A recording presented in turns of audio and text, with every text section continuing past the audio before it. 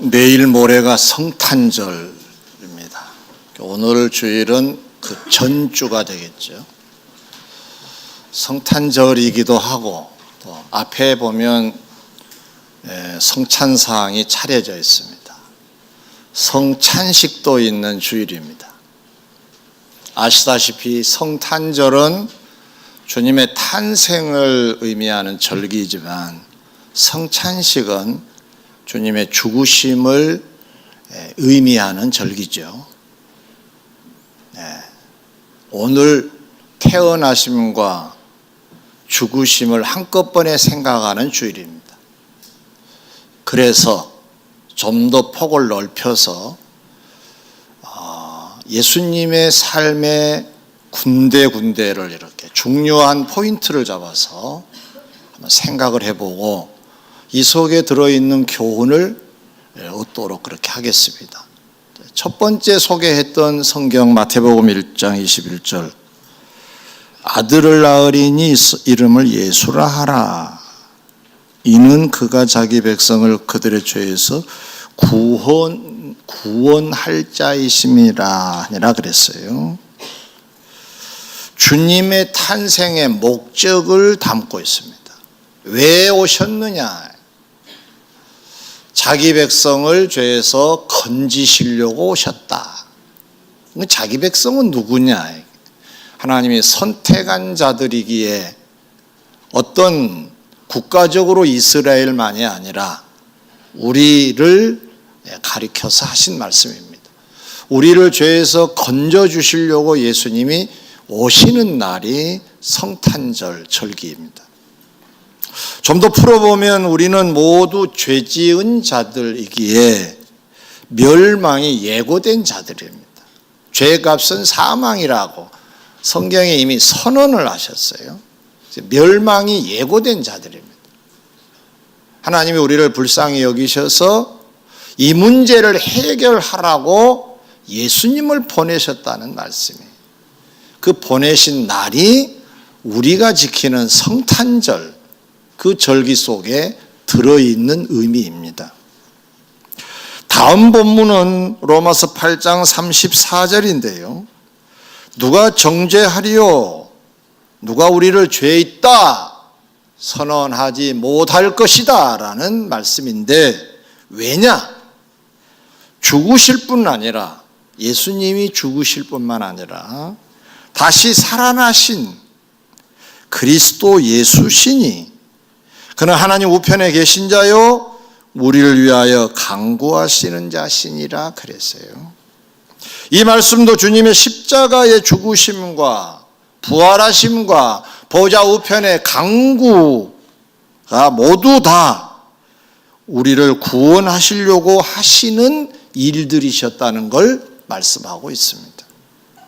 이것도 좀 풀어보면 구원의 목적으로 오신 주님께서 그 구원을 이제 이루시는 것이 십자가의 죽으심이었습니다. 왜냐하면 우리가 받을 벌을 예수님이 대신 받으신 사건이 십자가의 죽으심입니다. 그래서 오시는 것은 죽으시려고 오신 거니까, 오심이 시작이라고 하면은 죽으시면 완성편이죠. 뿐만 아니라 구원된 우리를 하나님 앞에 당당하게 세워주시려고 부활하셨다는 거예요. 그리고 우리가 이 땅을 살아가는 동안 사탄의 권세 속에 살아가는데 이러한 우리들을 보호하시고 인도하시려고 지금도 보좌 우편에서 당신의 영광을 누리시지 않고 간구하고 계신다는 거죠. 요약하면 이 내용도 결국은 우리의 구원을 위하여, 우리를 위하여 죽으시고 부활하시고 간구하신다는 말씀인 줄 믿습니다. 마지막 본문이 히브리서 9장 28절인데요.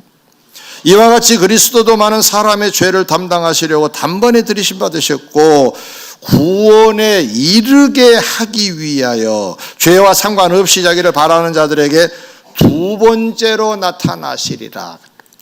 이 말씀도 우리를 구원에 이르게 하시려고 재림하신다는 말씀이에요. 우리를 십자가의 죽으심으로 구원된 백성으로 만들어 놓으셨어요. 이 우리를 보호하고 인도하는 차원에서 기도하시다가 때가 되면 오셔서 우리를 데리고 구원의 나라로 가시기라는 뜻인데, 그 가시려고 오시는 사건이 재림이라는 거예요. 구원에 이르게 하기 위해서. 할렐루야. 풀어 설명하면 구원시키신 주님께서 그 구원의 천국으로 인도하시려고 재림하신다는 말씀입니다. 성도 여러분, 짧은 시간에 탄생, 죽으심, 부활, 보좌 우편의 강구, 재림까지를 소개받았습니다. 다 주님이 요소요소에 행하셨고 행하실 일들입니다. 그런데 공통분모가 하나 있습니다. 그게 뭡니까? 다 그렇게 하신 그 목적, 그 이유가 딱 한 가지인데, 그게 우리를 위하여입니다. 할렐루야.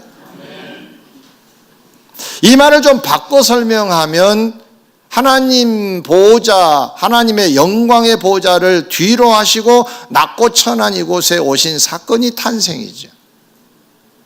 그러니까 단순히 탄생은 우리를 위하여다라고 생각하면 깊이 뭔가와 닿지 않습니다. 당신이 누리는 모든 영광을 뒤로 해버리시고 낮고 천한 이 땅에 오셨다는 거니까 탄생 속에도 어마어마한 비밀이 들어있는 거죠. 십자가의 고난을 받으셨다고 했습니다. 가장 죄질이 나쁜 사람들을 당시에 십자가형으로 처리했다고 하는데, 그 대접을, 그 취급을 받으시는 예수님, 요약하면 수고와 희생과 엄청난 모든 고난이 다 포함된 사건들이다, 그 말이에요. 이 말을 좀 정리를 해보면, 우리를 위해서 나시고 우리를 위해서 돌아가시고 우리를 위해서 보호자 우편에서 강구하시고 재림하신다는 단순한 사건이 아니라, 우리를 위하여 죽도록 수고하셨고 죽으시는 그러한 희생이 있으셨고, 지금도 영광의 보좌에 계시면서도 영광을 누리시지 아니하시고 우리를 위해서 끊임없이 간구하신다 하셨습니다. 그냥 기도가 아니라 간절한 기도를, 겟세마네 동산에서의 기도처럼 간절한 기도를 지금도 하고 계신다고 했는데, 우리를 위하여라는 사실 앞에 우리는 고개를 숙이지 않을 수가 없습니다. 이 사실 앞에 오늘은 귀한 교훈 두 가지만 생각해 보겠습니다. 첫 번째로, 이 엄청난 수고와 희생 앞에 우리가 할 수 있는 것은 감사의 고백입니다. 다 같이 한번 해보실까요? 주님 감사합니다. 우리 중심의 이 감사가 중심을 잡고 있어야 합니다. 이것이 주님 앞에 조금이라도 틀어져서는 안 됩니다. 우리가 세상을 살아가는 데 있어서 어떠한 자세, 어떠한 계획, 어떠한 표정, 어떤 상황에서 눈짓, 표정까지도 이 감사에서 우러나오는, 감사에서 출발할 수 있는 것들이 되도록 우리는 노력해야 됩니다. 왜냐하면 잘못하면 우리의 눈짓 가운데 감사가 아닌 것으로 나타나기 쉽습니다. 감사로 우리가 완전히 포장되어야 되는데, 감사로 우리가 세워져야 되는데, 그게 없으면 안 되지 않겠냐는 거죠. 왜냐?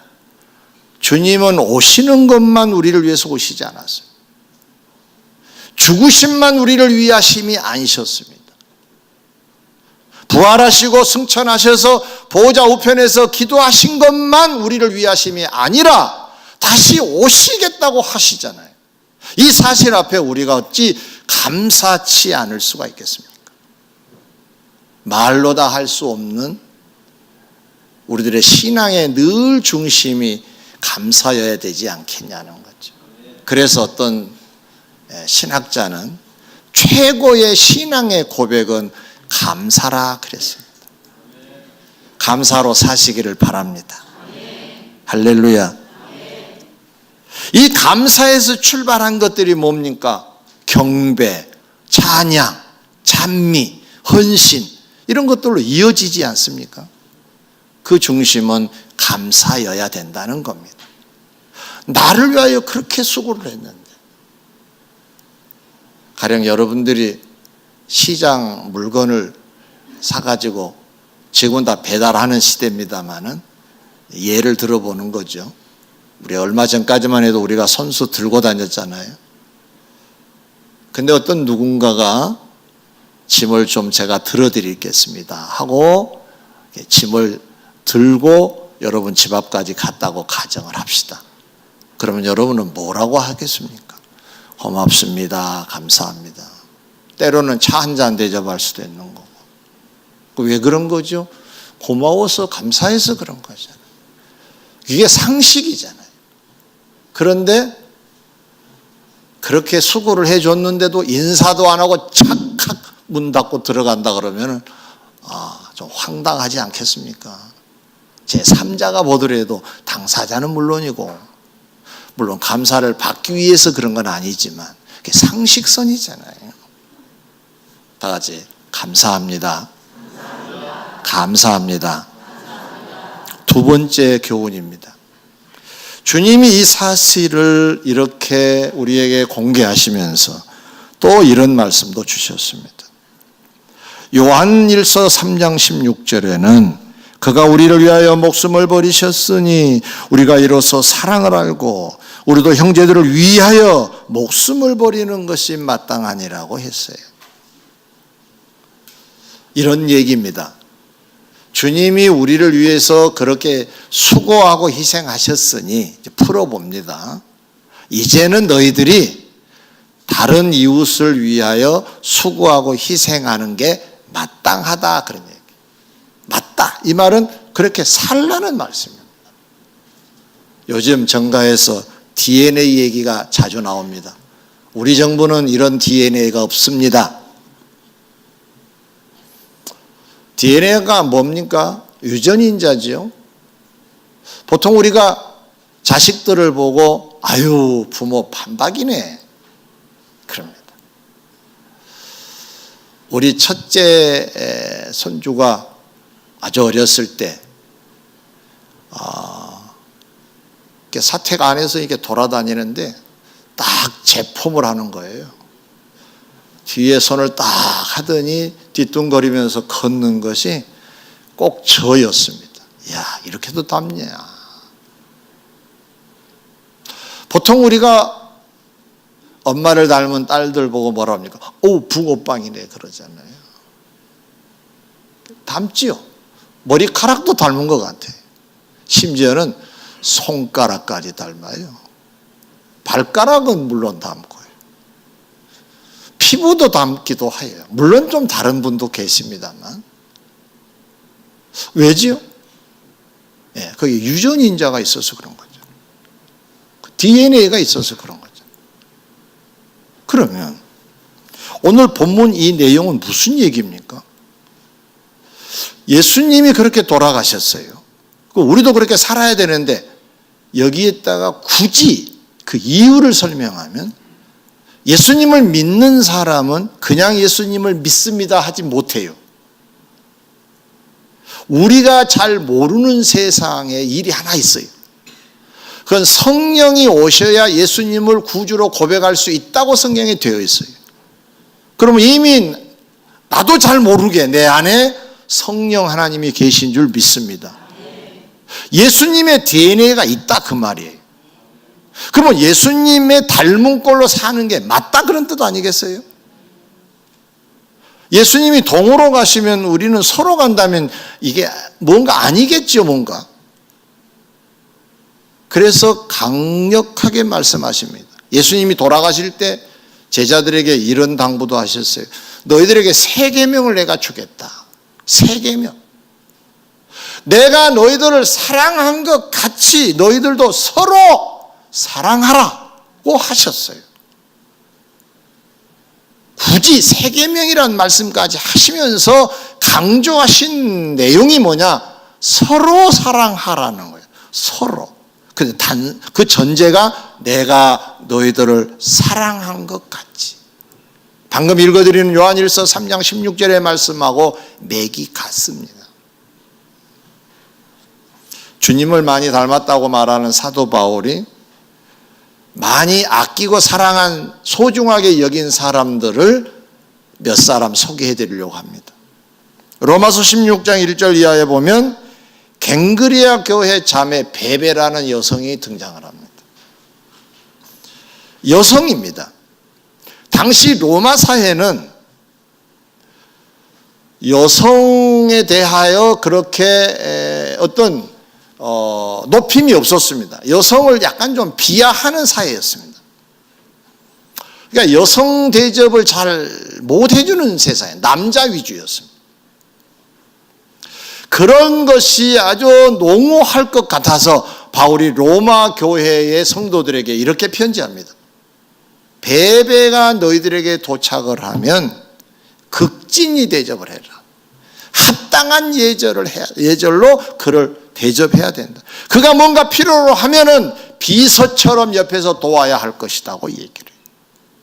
이건 우리가 지금 생각할 때는 심부름하니까 그러겠지라고 생각하기 쉽지만 당시의 사회 분위기로 말하면 이건 파격적인 대접을 요구한 겁니다. 그런데 단서가 있어요. 왜 그래야 되느냐? 이렇게 말하고 있습니다. 그가 여러 사람과 나의 보호자가 되었음이라 그랬어요. 부모를 보통 자녀들의 보호자라는 말을 합니다. 아이들이 혹시 무엇을 좀 잘못해가지고 어디 파출소로 가면은 보호자 불러와라. 그렇게 얘기합니다. 보호자. 보호하고 책임을 져주는 사람입니다. 사도 바울이 선교 여행을 다닐 때 이 갱그리아 교회에서 베베를 만났습니다. 이 베베는 바울에게 있어서 보호자 역할을 했다는 거예요.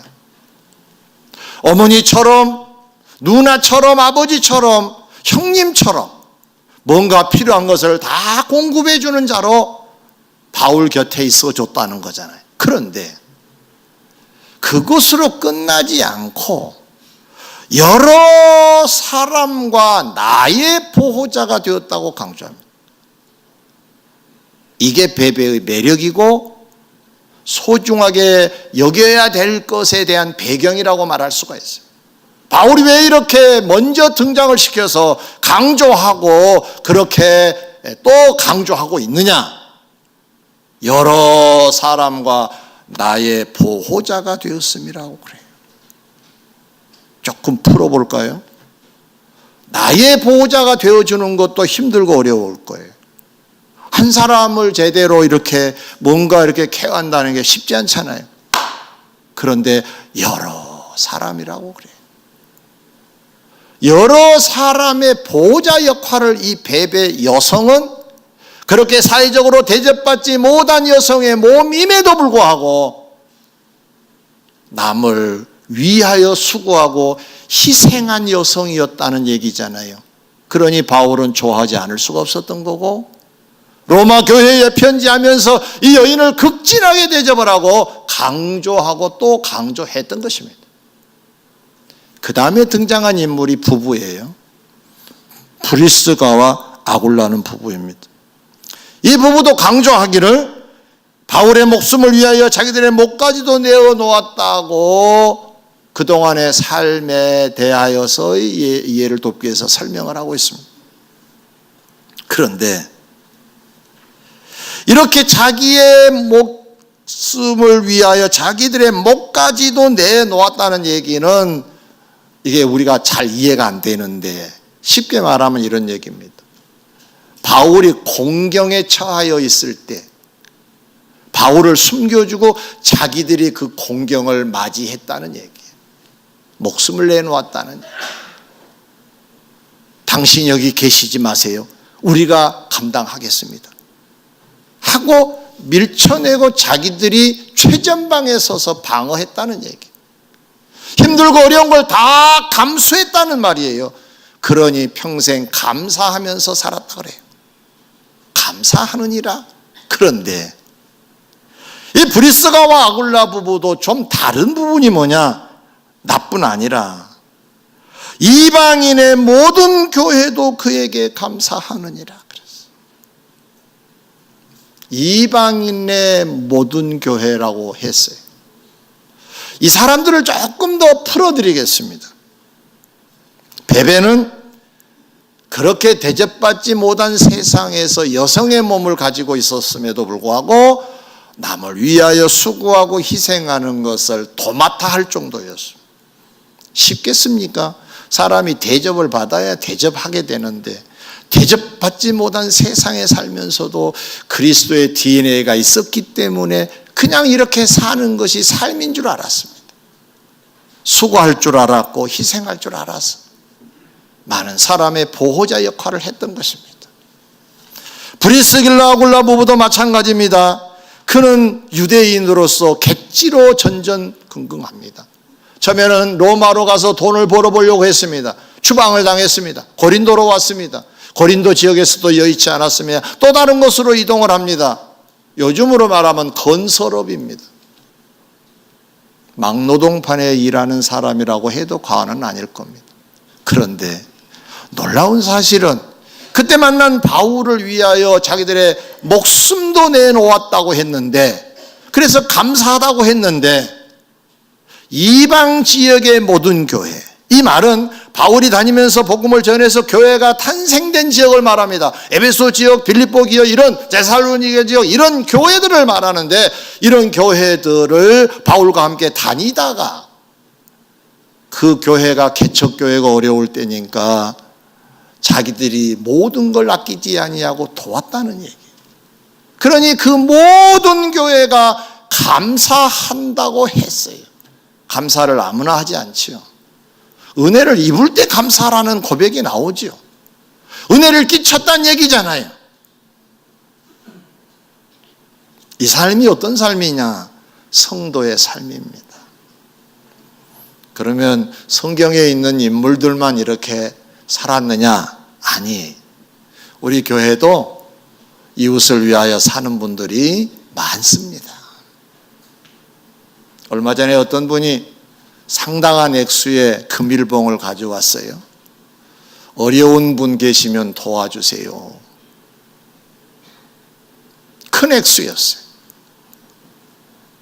그것을 어려운 분을 찾아서 전해드렸습니다.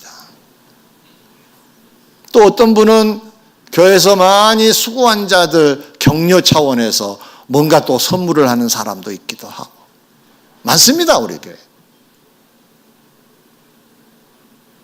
그런데 쭉 살면서 나만 알고 인색하게 사는 사람도 왜 없겠습니까? 오늘부터는 좀 바뀌셨으면 좋겠어요. 왜냐하면 우리 안에는 예수의 DNA가 있습니다. 예수님처럼 살아야 할 사람들이 우리들인 줄 믿습니다. 내 형편 너무 따지지 마세요. 베베 대접받지 않아도 했습니다. 브리스가와 아굴라 떠돌이였습니다. 그래도 베풀었습니다. 우리 할 수 없지 않아요. 할 수 있습니다. 할 수 있는 것으로부터 시작을 하면 됩니다. 말 한마디부터 시작할 수 있어요. 한번 해볼까요? 연습해 보십시다. 수고 많으셨지요? 자, 얼굴 보고 수고 많으셨지요?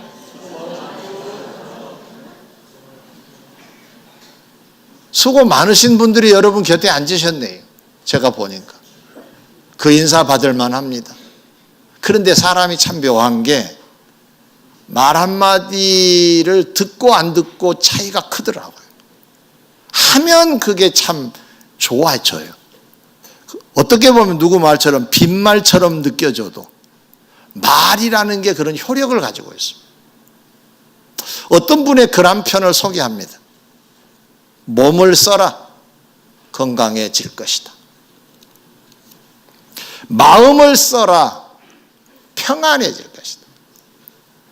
돈을 써라. 풍요로워질 것이다. 시간을 써라. 여유로워질 것이다.